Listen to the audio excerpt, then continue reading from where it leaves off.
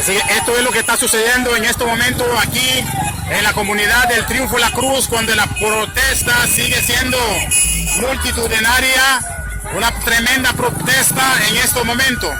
Siguen los carros llegando, toda la gente se han unido para esta causa, poder pues exigir justicia, que vivo lo trajeron y vivo lo queremos.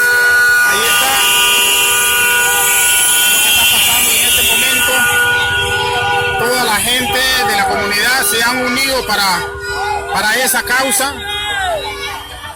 Ahí pueden ver, viene todavía más carros. La protesta es grande, ¿verdad? Ahí está la protesta. Los protestantes, todo un pueblo ya manifestando su malestar por este acontecimiento que está pasando. Ahí está la gente, ¿verdad? Esto parece ahí demostrando la gente su indignación. Eso es lo que está pasando en este momento.